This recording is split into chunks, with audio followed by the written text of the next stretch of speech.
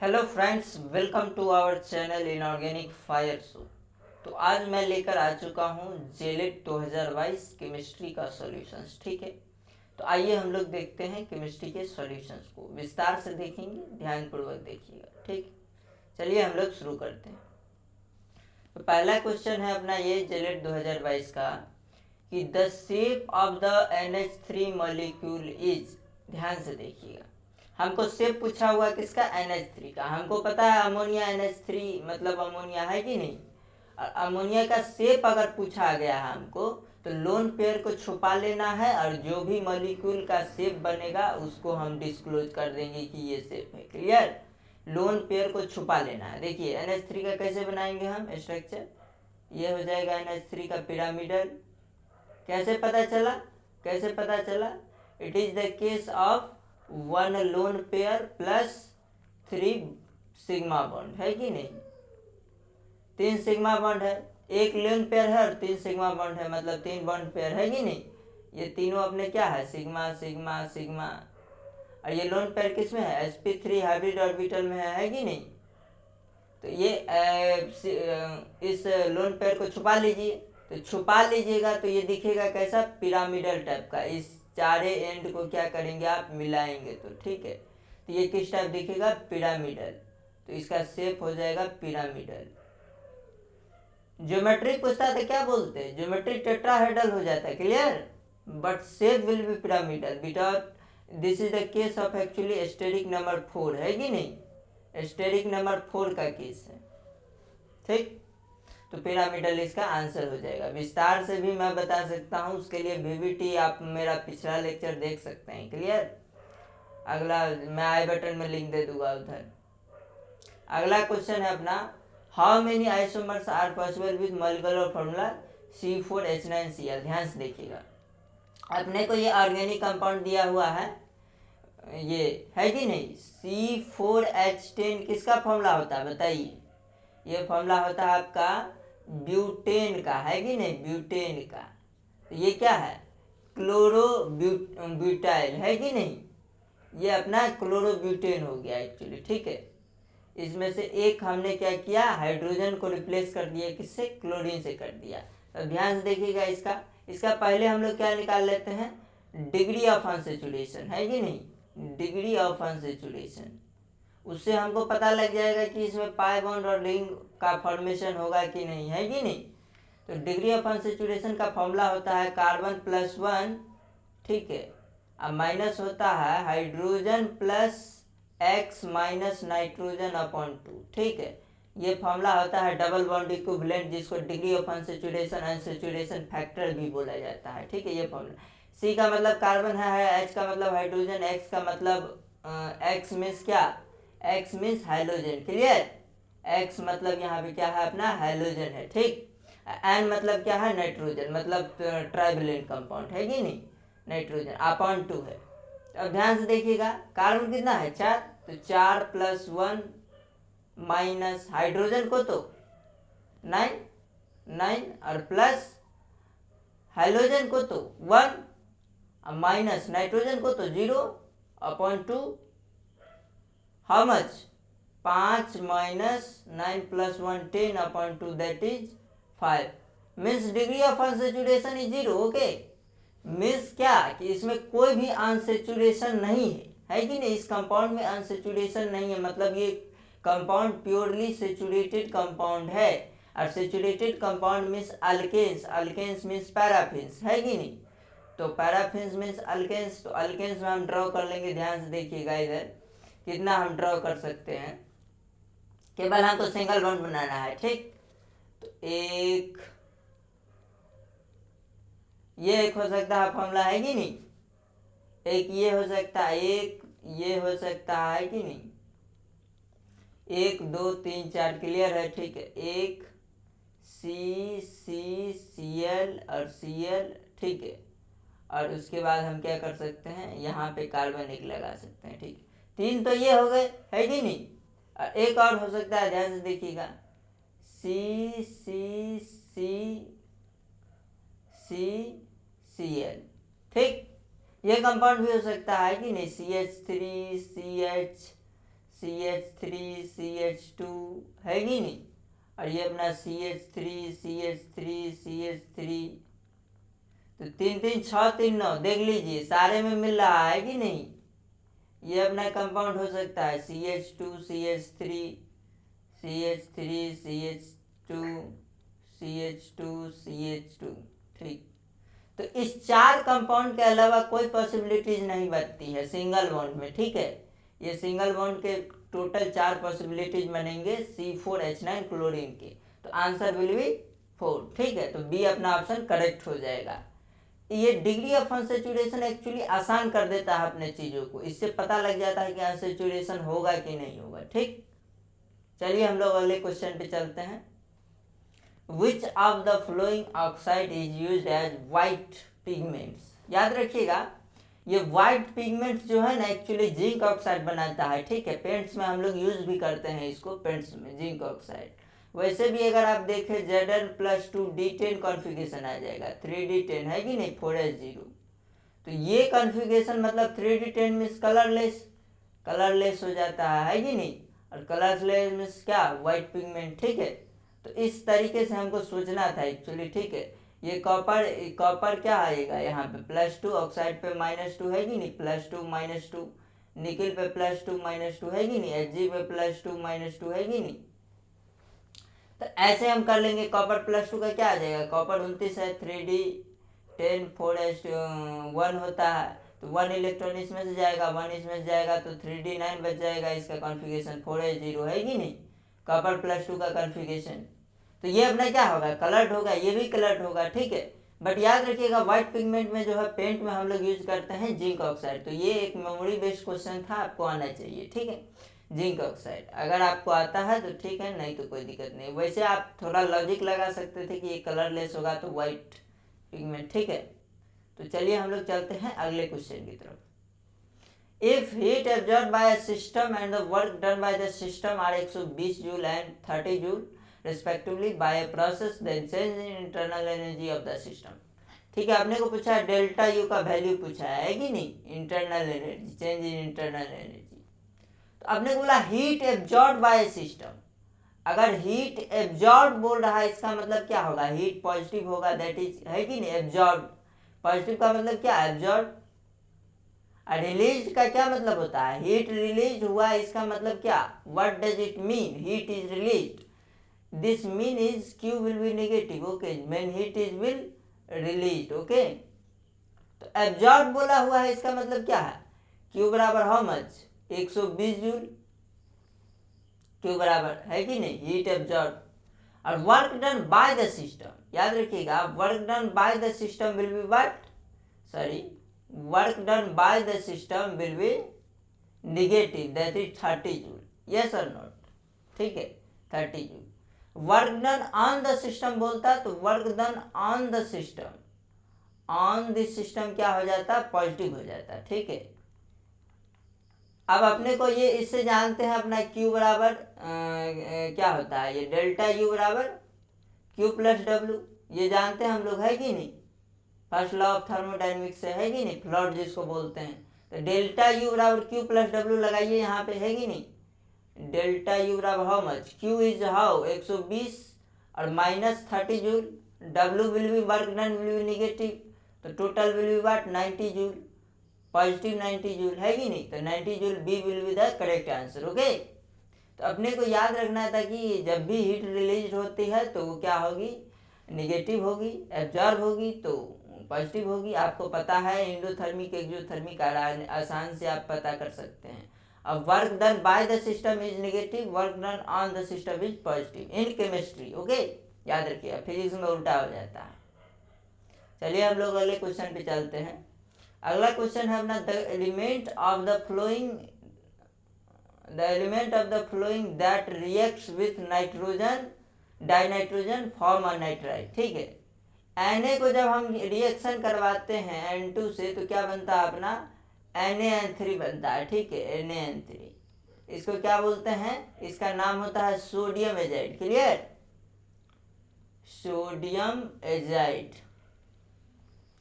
ठीक है। N3- को क्या बोलते हैं, एजाइड आयन बोलते हैं, clear, this is called as actually azide ion, potassium देख लीजिएगा, एक्चुअली Li आंसर होगा, ठीक है। Li प्लस N2 करेंगे तो मिल जाएगा अपने को लिथियम नाइट्राइड, ठीक है, Li3N, ठीक है। Li पे क्या होता है, पॉजिटिव चार्ज, तो टोटल Li पे how much charge on lithium +3, तो nitrogen with should positive -3, that is nitride. This compound name is written as lithium nitride, okay, lithium nitride. So answer will be lithium nitride. This question is from what? S block elements. तो S block elements अगर आपने अच्छे से पढ़ा होगा तो आपने lithium जरूर लगा के आए होंगे, ठीक। तो ये आपका अपना हो जाएगा, ठीक है। तो ये अपना सोचने वाली बात थी, ठीक है। तो ये हम लोग कर सकते हैं, clear. Now will come to, ये एजाइड आयन का स्ट्रक्चर भी बहुत इंपॉर्टेंट होता है, ठीक है। N double bond N double bond N, है कि नहीं, N3-। This is the structure of azide ion, clear, N3-, ठीक है। तो ये मैंने बता दिया, ठीक है। ये कैसे आता है मैंने डिस्कस किया हुआ है पिछले लेक्चर्स में, मेरे स्ट्रक्चर्स वाले वीडियो देखेंगे, आपको जिंदगी में प्रॉब्लम नहीं आएगी, ठीक है। तो उसका लिंक आई बटन में मैं दे दूंगा, clear. Now will come to next question. If an electron is pass through a potential difference of v volts, then d Broglie wavelength of the moving electron, ठीक है। d Broglie wavelength that is lambda पूछा हुआ है, ठीक। तो आपने को बोल रखा if an electron is pass through a potential difference v volts, तो वर्क डन कितना हो जाएगा, work done how much, work done बराबर एक इलेक्ट्रॉन का चार्ज हो जाएगा, है कि नहीं, और उसको पास करवाया गया कितने से, v वोल्ट से।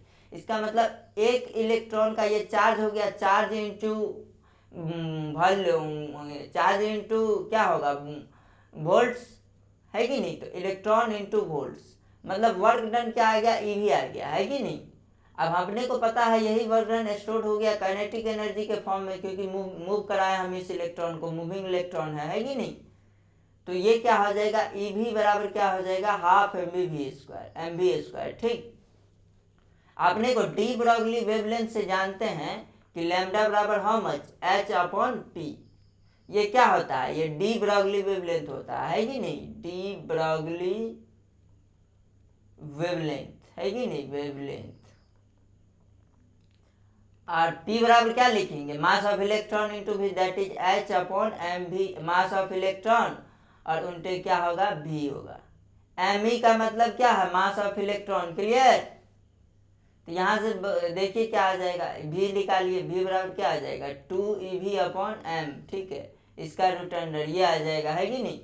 अब लैम्डा बराबर निकाल लीजिए, क्या आ जाएगा, लैम्डा बराबर h/p। h क्या है, Planck's constant, where h stands for, this h stands for Planck's constant, okay, 6.63 into 10 to the power -34 joule second. This is the value of Planck's constant, okay. So m, and this is mass of electron actually, me stands for what, mass of electron, clear, mass of an electron, clear। तो confuse नहीं होना है, m into और root under क्या हो जाएगा, v का, यहाँ पे v वेलोसिटी हमने निकाल लिया है, हाउ मच, दिस 2ev/m। इस m को अंदर ले जाइए, इस m को क्या बच जाएगा, h/2emv, ठीक, 2emv। तो ये ऑप्शन अपना करेक्ट हो जाएगा, ठीक है। तो अपना ए ऑप्शन में दिया हुआ था h/√2mev, ठीक है। This option will be correct, okay. तो ये अपना आंसर हो जाएगा, क्या आंसर आ गया, ठीक है, ये आंसर आ गया, लैम्डा बराबर how much, h/2evm, yes, this will be the correct answer, de Broglie wavelength. आसान सा क्वेश्चन था, मॉडर्न फिजिक्स से क्वेश्चन था, ठीक है। मॉडर्न फिजिक्स से तो हम लोग बना सकते हैं, केमिस्ट्री में भी लोग बोल देते हैं, है कि नहीं, बाद में कितने क्वेश्चन मॉडर्न फिजिक्स का है, एटॉमिक स्ट्रक्चर में भी थोड़ा बहुत पढ़ते हैं अपन लोग, है कि नहीं। इलेक्ट्रॉनिक कन्फिगरेशन ऑफ CO+, फालतू question, one of the most फालतू क्वेश्चन था ये, ठीक। अब CO+ का कन्फिगरेशन निकालना है, बहुत ही आसान क्वेश्चन। कॉपर का क्या होता है, कॉपर का 3D9 4H2 होना चाहिए था, this is what expected, but होता क्या है कि 3D10 4s1 होता है एक्चुअल। क्यों होता है ऐसा? क्योंकि एक इलेक्ट्रॉन अगर s में से अगर एक इलेक्ट्रॉन यहाँ फेंक देंगे तो ये 3d10 मतलब फुलफिल हो जाएगा। फुलफिल हो जाएगा तो स्टेबल हो जाएगा। तो यही एक्चुअली होता है, ठीक है, कॉपर का। तो कॉपर पर +1 है, it means we have to remove 1 electron. तो 1 इलेक्ट्रॉन कहाँ से रिमूव करेंगे? तो 4s से रिमूव होगा। इलेक्ट्रॉन रिमूवल का रूल होता है, ठीक है, इलेक्ट्रॉन रिमूवल का रूल होता है कि पहला जिसका n बड़ा हो, n मीन्स क्या, principal quantum number that is shell, ठीक है, और दूसरा l जिसका बड़ा हो। ये ऑर्डर में लगाएंगे, प्रायोरिटी ऑर्डर में। पहला रूल पहले लगाएंगे, दूसरा रूल दूसरे में लगाएंगे, ठीक है। तो n किसका ज्यादा है सबसे? सेल। 3 और 4 में कौन ज्यादा? 4s। इसका मतलब इससे इलेक्ट्रॉन रिमूव होगा, ठीक है। तो 4s से इलेक्ट्रॉन रिमूव करेंगे 1, तो क्या हो जाएगा कॉन्फ़िगरेशन? 3d10 4s0, ठीक है। तो this will be the electronic configuration of Cu+, ठीक है। तो आंसर क्या लिख देंगे हम? आर्गन 18 और 3d10। Okay, clear? This will be the electronic configuration of Cu+, ठीक है, और 4s0, क्लियर। तो ऑप्शन नंबर देख लीजिएगा कौन सा आपका सही है, ठीक। अगले क्वेश्चन पे आते हैं हम लोग। To which of the following ions Bohr's model is applicable? Bohr's model पूछा है, तो हमको पता है Bohr's model is only applicable for 1 electron system, है कि नहीं। यहाँ पे लिखेंगे हम solution, Bohr's model is only applicable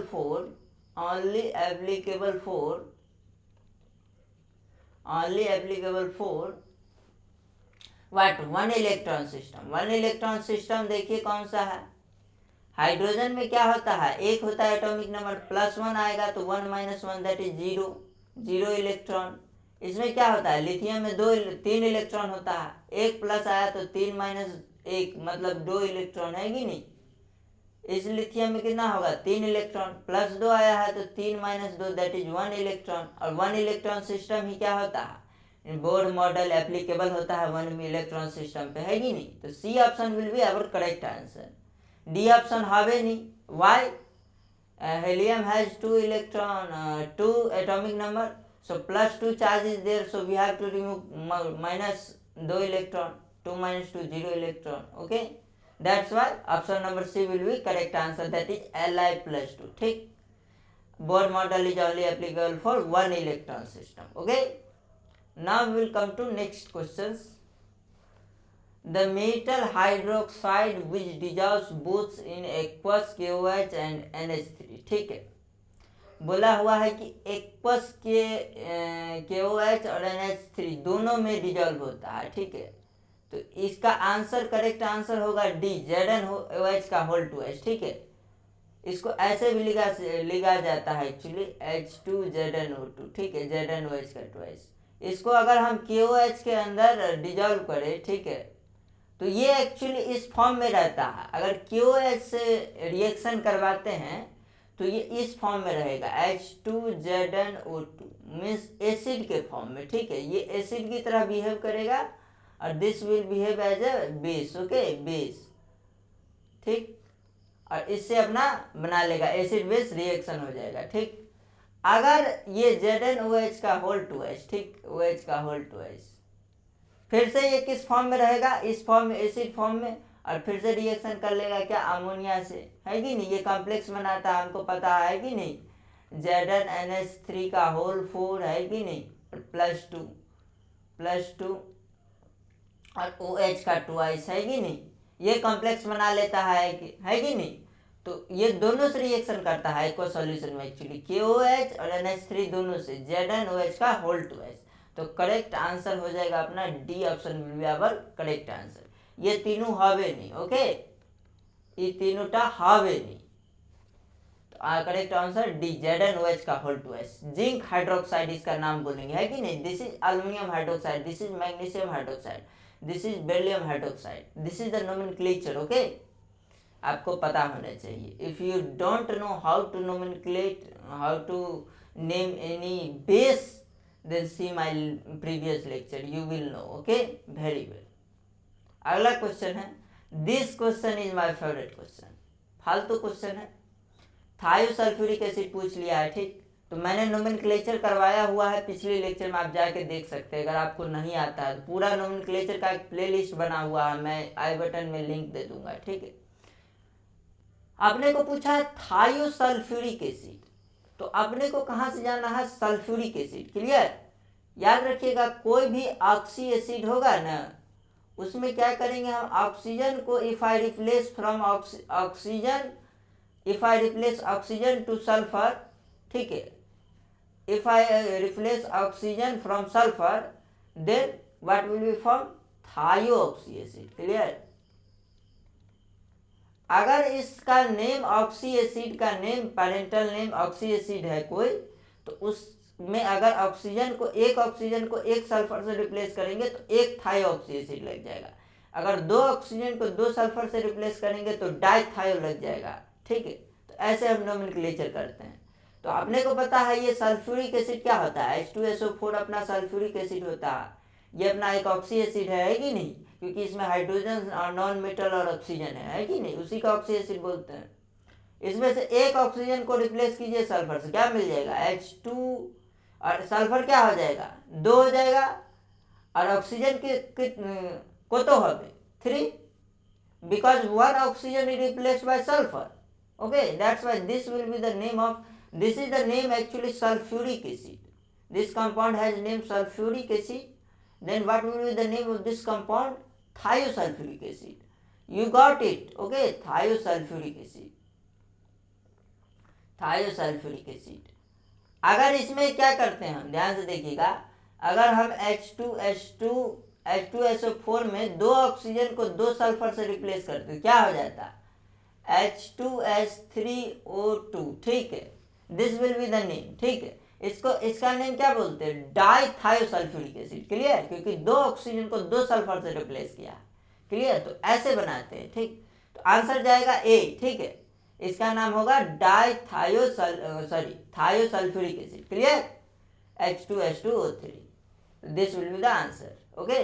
now will come to next question. अगला क्वेश्चन अपना क्या है, the correct order of acidity. ध्यान से देखिएगा, एसिडिक स्ट्रेंथ पूछा हुआ आपने को, तो आपने को पता है कि माइनस आई इफेक्ट जितना ज़्यादा होगा एसिडिक स्ट्रेंथ उतना ज़्यादा होगा, है कि नहीं। Acidic strength, we know that acidic strength directly proportional to what, minus I effect. But याद रखिएगा माइनस आई इफेक्ट के डायरेक्टली प्रोपोर्शनल टू कब बोलते हैं, जब इलेक्ट्रोनेगेटिविटी डिफरेंस ज़्यादा ना हो, ठीक। इलेक्ट्रोनेगेटिविटी डिफरेंस अगर बहुत ज़्यादा है तब अपने को इलेक्ट्रोनेगेटिविटी डिफरेंस से हम एसिडिक स्ट्रेंथ कंपेयर कर लेंगे, जिसकी इलेक्ट्रोनेगेटिविटी स्ट्रेंथ ज़्यादा होगी, इलेक्ट्रोनेगेटिविटी डिफरेंस ज़्यादा होगी, उसकी एसिडिक स्ट्रेंथ ज़्यादा होगी, ठीक। कई बार हम क्या करते हैं, कोई एसिड का क्या करते हैं, कॉन्जुगेट बेस बना लेते हैं, ठीक है। एसिड का क्या बना लेते हैं, कॉन्जुगेट बेस बना लेते हैं, ठीक। और कॉन्जुगेट बेस जितना स्टेबल होगा उतना ही एसिडिक स्ट्रेंथ ज़्यादा होगा। तो सारे फैक्टर अपने को कंसीडर करने पड़ते हैं, ठीक है। बट ये फैक्टर कहाँ लगता है, ये वाला फैक्टर, तो ये वाला फैक्टर तब लगता है एसिड के ऐसे कॉन्जुगेट बेस जब स्टेबल बना के, ये फैक्टर तब लगता है जब अपना क्या हो कि इलेक्ट्रोनेगेटिविटी डिफरेंस ज़्यादा ना हो, ठीक है, बहुत ज़्यादा ना हो, तब ये फैक्टर लगा सकते हैं। तो इसमें तो डायरेक्टली अपन माइनस आई से चले जाएंगे। ध्यान से देखिएगा, मेटल पे ऑक्सीडेशन स्टेट देखिए ध्यान से, मेटल पे ऑक्सीडेशन स्टेट को तो हो +7 +5 +4 +3, 2 दूनी 4 -1 3, ठीक है। और यहाँ पे कितना होगा +1, है कि नहीं। तो जितना क्लोरीन पे पॉजिटिव चार्ज आएगा इतना मतलब यहाँ पे क्लोरीन पे क्या हुआ, वैकेंसी क्रिएट हुआ, मतलब लोन पेयर इसको डोनेट करने के लिए इसके संपर्क में बेस आ सकता है कि नहीं। तो बेस ये जल्दी इस पे अटैक करना चाहेगा, है कि नहीं, जल्दी अटैक करना चाहेगा तो ये इसकी एसिडिक स्ट्रेंथ बढ़ जाएगी, है कि नहीं। तो एसिडिक स्ट्रेंथ क्या हो जाएगा, ऑक्सीडेशन नंबर जिस सेंट्रल एटम का ज़्यादा हो जाएगा उसका एसिडिक स्ट्रेंथ ज़्यादा हो जाएगा, ठीक है। तो ये अपना ऑर्डर हो जाएगा किसका, एसिडिक स्ट्रेंथ का, क्लियर। ऐसे भी अपन कर सकते हैं, ठीक है, तो ऐसे कर लेंगे। बट याद रखिएगा दूसरे तरह के अगर डिफरेंट ऑक्सी एसिड आ जाए ना, तो एक तरीका बताऊंगा उससे कीजिएगा लास्ट में, ठीक है। मस्त ट्रिक है, इस सब से जाइएगा तो ई जो ऑक्सीडेशन स्टेट लगाए हैं दूसरा कंपाउंड आ जाएगा तो फंस जाइएगा, ठीक है।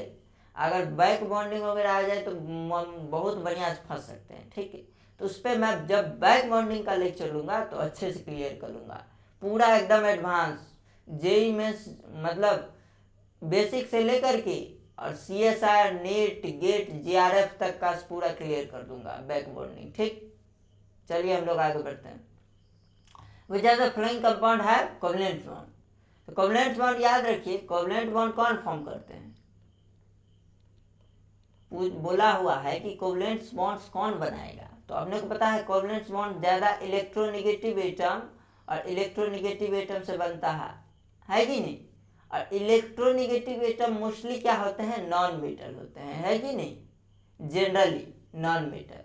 तो non metal plus non metal से क्या बन जाएगा, है कि नहीं, कोवलेंट बॉन्ड बन जाएगा। और आयोनिक बॉन्ड किससे बनेगा, आयोनिक बॉन्ड बने जावे किससे, अरे भैया मेटल प्लस नॉन मेटल, ठीक है, metal plus non metal, clear, non metal. इससे क्या बन जाएगा अपना, आयोनिक बॉन्ड बने जाए, ठीक है। तो आंसर क्या हो जाएगा, H2O। इसलिए हाइड्रोजन भी नॉन मेटल, ऑक्सीजन भी नॉन मेटल, कार्बन भी नॉन मेटल, हाइड्रोजन भी नॉन मेटल। तो B और C क्या हो जाएगा, कोवलेंट बॉन्ड। अपने को पता है OH2 है कि नहीं, इसमें कोवलेंट बॉन्ड होता है, ये ऐसा इसका शेप होता है कि नहीं, 2 lone pair 2 bond pair. CH4 का अपने को पता है टेट्राहाइड्रल, है कि नहीं,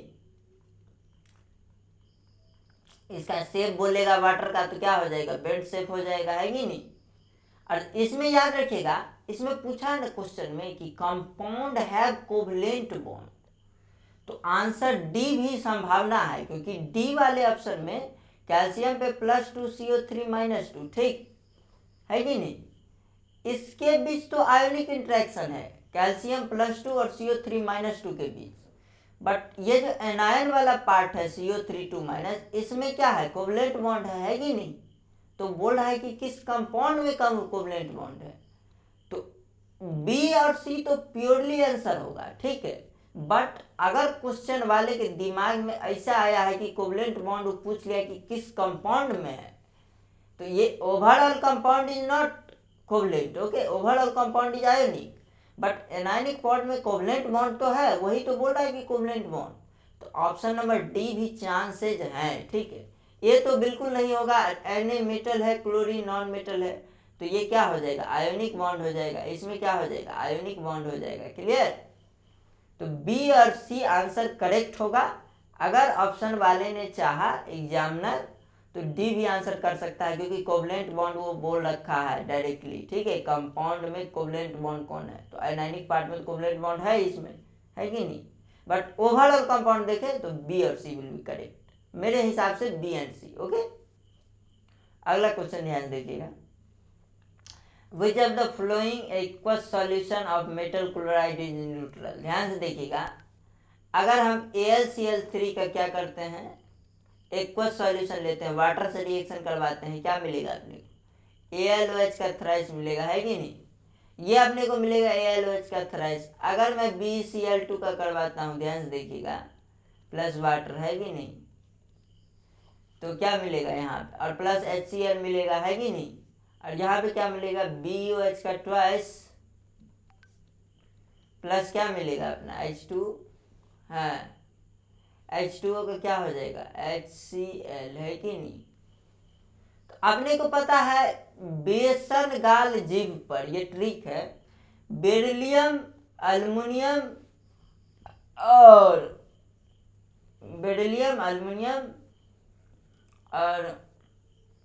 बेसन गाल जीभ पर, और ये बेरियम, ठीक है। ये एक्चुअली क्या होते हैं, बेरिलियम और अल्युमिनियम के हाइड्रोक्साइड, ये होते हैं एक्चुअली क्या, एम्फोटेरिक नेचर के होते हैं, एसिडिक भी होते हैं एज वेल एज बेसिक भी होते हैं, क्लियर। तो न्यूट्रल क्लोराइड का क्या मतलब है कि सॉल्यूशन क्या होना चाहिए, ना तो एसिडिक होना चाहिए ना तो बेसिक होना चाहिए, क्लियर। न ही एसिडिक होगा न ही बेसिक होगा। मतलब न्यूट्रल का क्या मतलब हुआ कि पीएच क्या होना चाहिए, 7 होना चाहिए, ठीक है। एसिडिक सॉल्यूशन का पीएच अपने को पता है 7 से लेस होगा, लेस देन 7। बेसिक का ग्रेटर देन 7, है कि नहीं। पीएच स्केल जो पढ़ते हैं 0 to 14, है कि नहीं। तो अपने को पता है आंसर ये क्या बोलते हैं, ये दोनों क्या होते हैं एक्चुअली एसिडिक और बेस दोनों की तरह बिहेव कर सकते हैं, ठीक है, क्योंकि ये दोनों क्या होते हैं एम्फोटेरिक नेचर के होते हैं। ये दोनों के हाइड्रोक्साइड क्या होते हैं, ये एक्चुअली एम्फोटेरिक होते हैं, एम्फोटेरिक हाइड्रोक्साइड। क्लियर। एम्फोटेरिक का क्या मतलब होता है, what does it mean. Amphoteric का acid as well as base की तरह, acid as well as base की तरह क्या कर सकता है, ये बिहेव्स, ठीक है, बिहेव्स, दोनों की तरह बिहेव कर सकता है, ठीक है। बट ये बेरियम और रुबिडियम, ठीक है, ये क्या होते हैं एक्चुअली न्यूट्रल BaOH का होल ट्वाइस जब बनेगा यहाँ पे, और ये RbOH जब बनेगा यहाँ पे, ठीक है, RbOH प्लस HCl और प्लस HCl, ठीक है, इससे बनेगा, है कि नहीं, और इससे बनेगा ये। तो ये क्या होगा अगर वाटर इसमें डाला जाए तो, ठीक है, तो ये अपना क्या बनाएंगे एक्चुअली न्यूट्रल सॉल्यूशन बनाएंगे, ठीक है। ये BaOH का ट्वाइस क्या होगा स्ट्रॉन्ग एसिड, HCl क्या होगा स्ट्रॉन्ग बेस, है कि नहीं। RbOH का क्या हो जाएगा स्ट्रॉन्ग बेस, या ये भी क्या हो जाएगा स्ट्रॉन्ग एसिड। कैसे पता चला, तो टॉप टू बॉटम जाने पर मेटेलिक कैरेक्टर इंक्रीज होती है कि नहीं, तो बेसिक कैरेक्टर इंक्रीज होगी, दैट्स वाई स्ट्रॉन्ग बेस हो जाएगा RbOH HCl, है कि नहीं। तो इस वजह से अपन क्या बोलेंगे कि BaOH का BaCl2 और RbCl ये दोनों क्या हो जाएंगे न्यूट्रल सॉल्यूशन देंगे, ठीक है। मेटल क्लोराइड, ये मेटल क्लोराइड जो है ये न्यूट्रल देंगे, ठीक है, एक्वस सॉल्यूशन के अंदर जब वाटर के अंदर डिजॉल्व करेंगे। क्लियर। तो BaCl2 RbCl आंसर हो जावे, बुझलम। अमी की बोलनम, बंगाली नहीं आता, बहुत थोड़ा थोड़ा बोल रहा हूँ, सीख रहा हूँ। अगला देखिएगा, which of the following compound, which of the chemical conversion as given shown in the highest degree of redox reaction. देखिए क्या बोला हुआ है, highest degree of redox change बोला हुआ है, ठीक। इसका मतलब जो रिडॉक्स का मतलब या तो ऑक्सीडेशन या रिडक्शन, तो दोनों में से जो कोई भी होगा इसमें, उसमें चेंज किस में सबसे ज्यादा, तो हम एक एक करके डिस्कस करते हैं। फास्फोरिक एसिड टू फास्फेन लिखा हुआ है, ध्यान से देखिएगा, हम डिस्कस करते हैं यहाँ पे। फास्फोरिक एसिड जो दिया हुआ है अपने को, फास्फोरिक एसिड, और दूसरा क्या दिया हुआ है फॉस्फेन दिया हुआ है। हम तीनों एक्चुअली लिख लेते हैं, क्लियर, ठीक है। फास्फोरिक एसिड का फॉर्मूला होता है H3PO4, और इससे बनाया हुआ है फॉस्फेन का फॉर्मूला होता है PH3, क्लियर। ए ऑप्शन दिया हुआ है, ठीक है। और बी ऑप्शन अपना क्या दिया हुआ है, ध्यान से देखिएगा कि नाइट्रिक एसिड किस में जा रहा है, अपना नाइट्रिक एसिड जा रहा है molecular nitrogen. Molecular nitrogen means क्या, मॉलिक्यूल, दैट इज N2 का बात कर रहा है, ठीक। यहाँ पे नाइट्रोजन कितने ऑक्सीडेशन स्टेट में +5, यहाँ पे क्या होगा एलिमेंटल स्टेट में क्या होता है 0 होता है। याद रखिएगा, कोई ए क्या है अपना एक एलिमेंट है, ठीक है, ए एलिमेंट है, ए इज एलिमेंट, तो An will be it's what's elemental form, it's will be elemental form, ठीक, एलिमेंटल फॉर्म। और याद रखिएगा एलिमेंटल फॉर्म में क्या होती है ऑक्सीडेशन नंबर 0 होती है, ठीक है। एलिमेंटल फॉर्म में ऑक्सीडेशन नंबर 0 मानते हैं, है कि नहीं, एलिमेंटल फॉर्म में, ठीक। यहाँ पे molecular nitrogen that is N2 दिया हुआ है तो 0 मान लेंगे, है कि नहीं। यहाँ पे फास्फोरस का निकालिएगा तो +5 आएगा ऑक्सीडेशन नंबर, यहाँ पे -3 आएगा, है कि नहीं। सी में देखिएगा क्या है बोला हुआ, H2SO4 गिव्स व्हाट एसिड, ये अपना क्या बोला हुआ है एलिमेंटल सल्फर, ठीक है, elemental sulphur. Elemental sulphur actually क्या होता है एसिड होता है, ठीक है, एलिमेंटल सल्फर एसिड, और या तो ब्रैकेट में सल्फर भी डायरेक्ट लिख सकते हैं, क्लियर।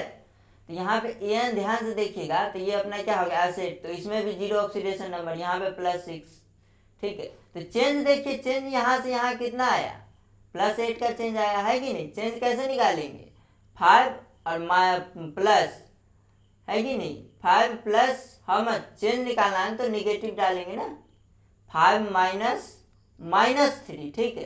तो चेंज को तो हो जावे 5 - -3 that is +8, okay, this will be the change. +5 - 0 how much, change will be +5, +6 -0, change will B +6। Clear? तो किस में चेंज सबसे ज्यादा आ रहा है? चेंज तो ए में ही सबसे ज्यादा आ रहा है। डी वाला ऑप्शन भी अपने को दिया हुआ है, उसको देख लेते हैं। क्लियर? डी वाला ऑप्शन क्या है? डी वाला ये ऑप्शन है, ठीक, कि बोरिक एसिड, ठीक है, boric acid, sorry boric acid नहीं है, Na2B4O7.10H2O, ठीक है। ये है अपना बोरेक्स। बोरेक्स टू क्या है अपना? डाइबोरेन है कि नहीं? डाइबोरेन। अपने को पता है बोरेक्स क्या होता है, फॉर्मूला होता है Na2B4O5OH का 4, है कि नहीं, .8H2। This is the real formula of actually what, मैंने करवाया हुआ है, बहुत पहले करवाया हूँ, मेरे नोट से ही क्वेश्चन आए हुए हैं। देखें, मैंने पहले करवाया हुआ स्ट्रक्चर वाले में, इंपॉर्टेंट मॉलिक्यूल के स्ट्रक्चर वाले में, आई बटन में लिंक दे दूंगा, ठीक है, previous lecture, see my previous lecture. Okay, यहाँ पे मैंने करवाया हुआ है, ये अपना रियल फॉर्मूला है, ठीक है, रियल फॉर्मूला। इसका स्ट्रक्चर बनाएंगे। डाइबोरेन का क्या फॉर्मूला होता है? B2H6। B2H6 को क्या बोलते हैं? डाइबोरेन। तो इसका अगर स्ट्रक्चर अपन बनाए, ध्यान से देखिएगा, Na2+ और इसके बीच क्या होगा? ये आयोनिक इंटरेक्शन होगा, ठीक है, आयोनिक बॉन्ड, आयोनिक इंटरेक्शन, और इसका स्ट्रक्चर हो जाएगा एक्चुअली BOB। इसका भी स्ट्रक्चर बनाने का एकदम तरीका बताया हुआ है, रूल बताया हुआ है, अगर पिछला लेक्चर आप मेरा देखेंगे तो, ठीक है। BOB, ठीक है, यहाँ पे एक ऑक्सीजन ऐसे करके करेगा, OH, चारों पे OH लगा दीजिए, है कि नहीं, बोरॉन विल बी माइनस, है कि नहीं, OH, और ये अपना क्या हो जाएगा? .8H2। क्लियर? और इससे क्या बना रहा है अपना? B2H6 बना रहा है। तो B2H6 में को तो हो जाए, यहाँ पे क्या आएगा? -3, और यहाँ पे क्या आएगा? बोरॉन का। ऑक्सीजन पे क्या आएगा? -1, ऑक्सीजन पे -1, इस ऑक्सीजन पे -1, तो बोरॉन पे +1, है कि नहीं, इस ऑक्सीजन पे -1 तो फिर से बोरॉन पे +1, इसमें ऑक्सीजन पे -1 तो फिर से +1, हाउ मच? +3, ठीक है। तो इधर क्या आ गया? बोरॉन का +3 आ गया, यहाँ पे क्या आ गया? बोरॉन का -3, तो +3 to -3 हाउ मच?